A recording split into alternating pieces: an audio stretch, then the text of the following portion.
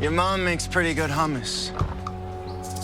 I'd like to try some of her other dips. When will the Americans learn to not copy the classics?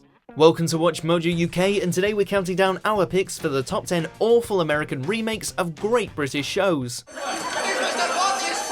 you hear what I said? No, but it's fire! It's no fire, it's only drill! It's fire! It's fire! It's fire! Before we begin, if you enjoy this video, please subscribe for more great content. For this list, we'll be looking at those god-awful American remakes that many people believe to have butchered popular, well-respected British shows. To be eligible, the American version needs to have at least made a pilot, aired or otherwise, and as well to truly explain our case, spoilers doth lie ahead. One night, we were really drunk. Yeah? And we were so drunk that we decided to hire prostitutes. Number 10, Life on Mars. No way. Initially, Life on Mars looked to be making a name for itself on American shores. It was a respectable nod to the BBC classic, remade with energy and passion, and featured great acting, production values, and music. Ain't talking to you. Kill a pig, freak show. What? Take it down, Red! And then that ending happened. Seriously, what on Mars was that about? Whereas the original had the amazing and bittersweet ending of Sam killing himself to return to 1973, this one featured Sam and a group of astronauts on their first manned mission to Mars, and the 1973 scenes were just a simulation. It was absolutely insulting and tarnished the name of the fantastic original. St. Christopher medals seem to work, huh? I guess they did. Martian surface deployment initialized. Number 9, oh no, not them.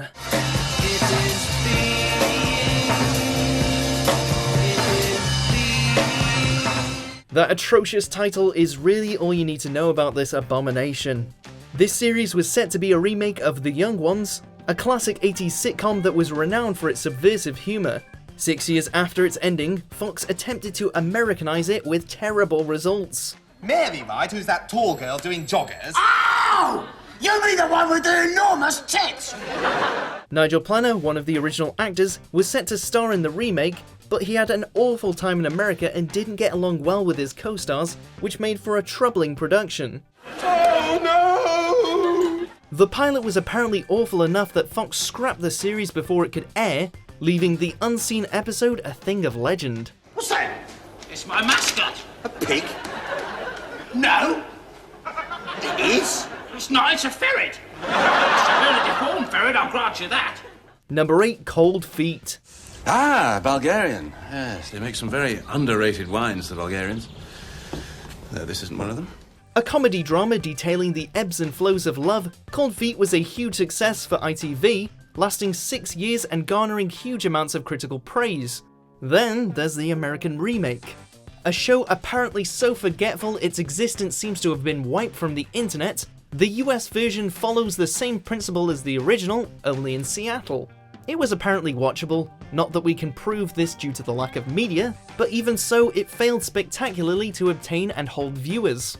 Granted, it aired on Fridays at 10 PM, but one episode gave NBC its worst Friday night ratings ever, so Cold Feet was quickly binned after only 4 episodes aired. Shit.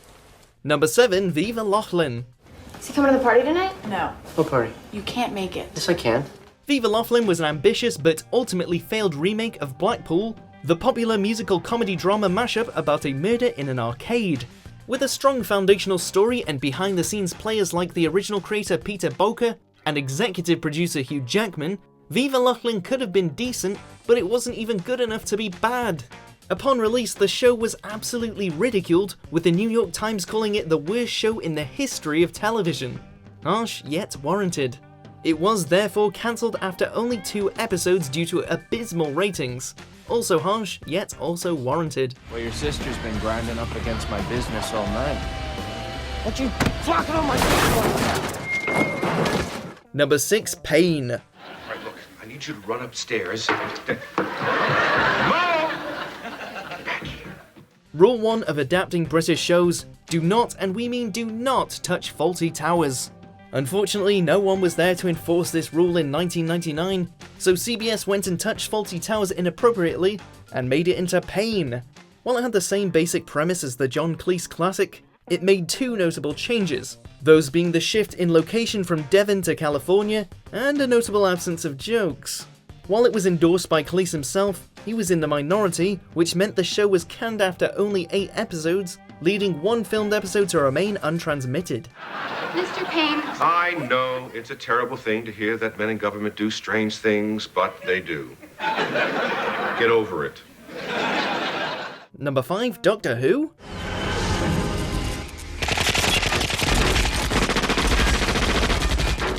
Before the 2005 revival that brought Doctor Who back into the public's consciousness and hearts, there was this made-for-TV movie which was supposed to be hugely successful and launch an American version of the show. It wasn't, and it didn't.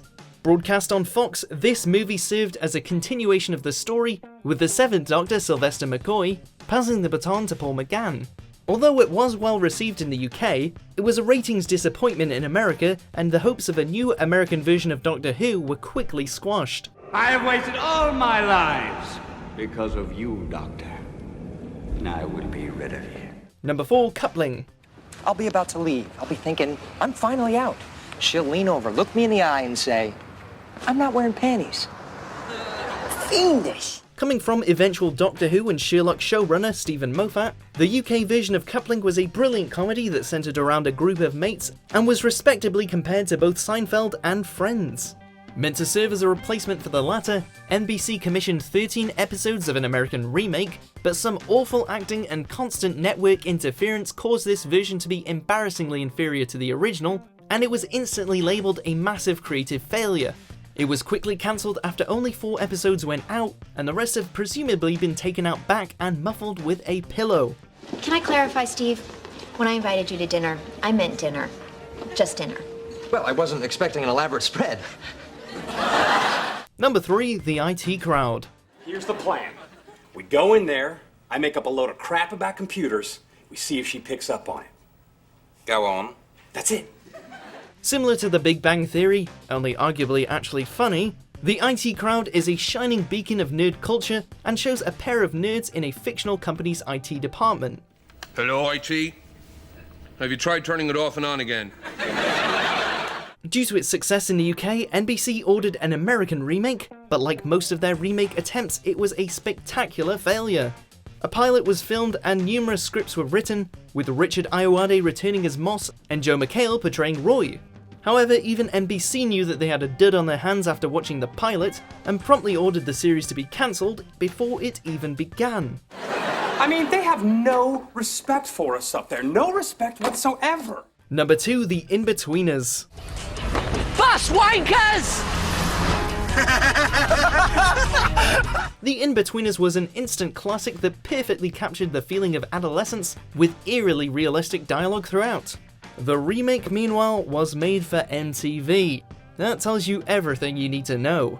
It was typical teenage fare despite a talented writer and showrunner in Brad Copeland of Arrested Development fame, and it was quickly panned for being cliché, nothing at all like the originals, and for just generally being awful. MTV ultimately cancelled the series after 12 episodes due to its low ratings in 2012. Ugh, it would have helped, but I don't think it would have gotten a laugh. Why does it need to get a laugh? Class clown, Will. Number 1, Skins. I look in her eyes and what do I see? She smells like flowers and tastes like butter. Like The Inbetweeners, only much darker, more depressing, and not as funny, Skins was a huge success in part due to its challenging subject matter, like mental illness in teens and drug abuse. And here comes MTV moseying its way again.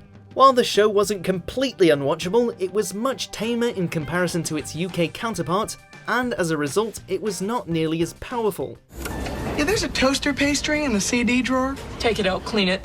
It also quickly drew controversy due to its questionable sexual content involving underage teenage actors, leaving many advertisers to pull their support for the show, which, with the mediocre critical response, led to the series being cancelled after 1 season. Do you agree with our picks? Check out these other great clips from WatchMojo UK and subscribe for more great content.